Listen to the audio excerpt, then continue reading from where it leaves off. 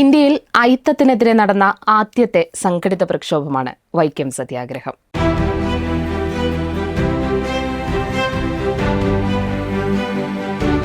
കോട്ടയം വൈക്കം മഹാദേവ ക്ഷേത്രത്തിന് ചുറ്റുമുള്ള നിരത്തുകളിൽ കൂടി അവർണ വിഭാഗത്തിൽപ്പെട്ടവർക്ക് വഴി നടക്കുന്നതിന് വേണ്ടി നടത്തിയ ആ സത്യാഗ്രഹത്തിന്റെ 101 വർഷങ്ങളിലൂടെയാണ് നമ്മൾ കടന്നു പോകുന്നത്.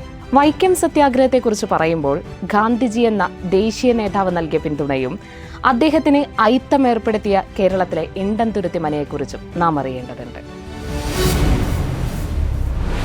ഇന്ത്യയിൽ തന്നെ അയിത്തത്തിനെതിരെ നടന്ന ആദ്യത്തെ സംഘടിത പ്രക്ഷോഭമാണ് വൈക്കം സത്യാഗ്രഹം. വൈക്കം സത്യാഗ്രഹം കേരള ചരിത്രത്തിലെ തന്നെ ഏറ്റവും പ്രധാനപ്പെട്ട അധ്യായങ്ങളിലൊന്നാണെങ്കിൽ അതിനോടൊപ്പം ചേർത്ത് വെക്കേണ്ട പേരുകൂടിയാണ് ഇണ്ടംതുരുത്തി മന. അവർണരെ പടിക്ക് പുറത്തു നിർത്തിയ പാരമ്പര്യമായിരുന്നു ഇണ്ടംതുരുത്തി മനയ്ക്കുള്ളത്. വൈക്കത്തെ 48 ബ്രാഹ്മണ ഇല്ലങ്ങളുടെ മേൽക്കോയ്മ ഇണ്ടംതുരുത്തി മനയ്ക്കായിരുന്നു. ഇതേ ഇണ്ടംതുരുത്തി മന തന്നെയാണ് വൈക്കം മഹാദേവ ക്ഷേത്രത്തിന്റെ ഭരണം കൈകാര്യം ചെയ്തിരുന്നത്. 1924 മാർച്ച് 30 വൈക്കം സത്യാഗ്രഹം ആരംഭിക്കുമ്പോൾ ഇണ്ടംതുരുത്തി മനയുടെ കാരണവരായിരുന്നത് നീലകണ്ഠൻ നമ്പ്യാതിരിയായിരുന്നു. 1925 മാർച്ച് മാസത്തിലാണ് ഗാന്ധിജി കേരളത്തിലെത്തുന്നത്. ഗാന്ധിജിയുടെ 2ാം കേരള സന്ദർശനം കൂടിയായിരുന്നു അത്. വൈക്കം സത്യാഗ്രഹം രമ്യമായി പരിഹരിക്കുന്നതിനായി ഇണ്ടംതുരുത്തി മനയിലെ നീലകണ്ഠൻ നമ്പ്യാതിരിയുമായി ഗാന്ധിജി ഒരു ചർച്ച സംഘടിപ്പിക്കുന്നു. എന്നാൽ ഇണ്ടംതുരുത്തി മനയിലേക്ക് ഗാന്ധിജിയെയും കൂട്ടരെയും പ്രവേശിപ്പിക്കാൻ നീലകണ്ഠൻ നമ്പ്യാതിരി തയ്യാറായിരുന്നില്ല. അബ്രാഹ്മണനായതിനാൽ തന്നെ മനക്ക് പുറത്തൊരു പന്തലൊരുക്കി തരാമെന്ന് നീലകണ്ഠൻ നമ്പ്യാതിരി പറയുന്നു. അങ്ങനെ തീണ്ടാപ്പാടകലെയിരുന്ന് നീലകണ്ഠൻ നമ്പ്യാതിരിയും ഗാന്ധിജിയും നടത്തിയ ആ ചർച്ചയുടെ ഫലം തീർത്തും നിരാശാജനകമായിരുന്നു. മാസങ്ങൾ കടന്നുപോകുന്നു.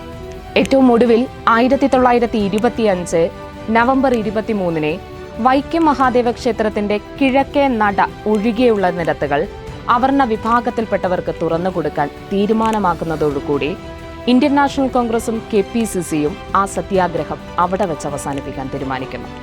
603 ദിവസമാണ് വൈക്കം സത്യാഗ്രഹം നീണ്ടുനിന്നത്.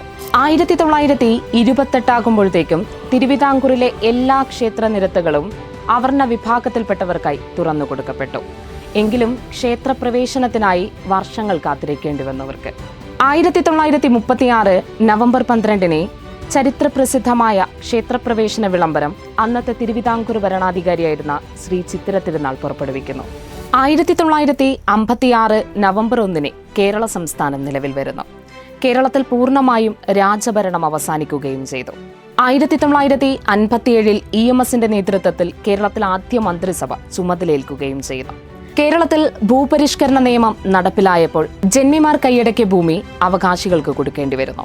1960 ആകുമ്പോഴത്തേക്കും ഇണ്ടംതുരുത്തി മന സമ്പത്തെല്ലാം നഷ്ടപ്പെട്ട് പൂർണ്ണമായും തകർച്ചയുടെ വക്കിലെത്തുന്നു. പിന്നെ നടന്നത് ചരിത്രമായിരുന്നു. വൈക്കത്തെ ചെത്തുതൊഴിലാളി യൂണിയൻ ആ മന വിലക്ക് വാങ്ങുന്നു. 1963 മുതൽ വൈക്കത്തെ ചെത്തുതൊഴിലാളി യൂണിയൻ ഓഫീസായി ആ മന പ്രവർത്തിച്ചു വരുന്നു. 2009 ആ മന അതിന്റെ എല്ലാ പഴമയും നിലനിർത്തിക്കൊണ്ട് തന്നെ വീണ്ടും പുതുക്കി പണിയുകയും ചെയ്തു. അങ്ങനെ ഒരു ലോകത്തെ മൂടിയിരുന്ന അന്ധകാരത്തിനെതിരെ കാലം കൊളുത്തിവെച്ച മാറ്റത്തിന്റെ തിരുനാളമായി ഇണ്ടംതുരുത്തി മനയും വൈക്കം സത്യാഗ്രഹവും മാറി.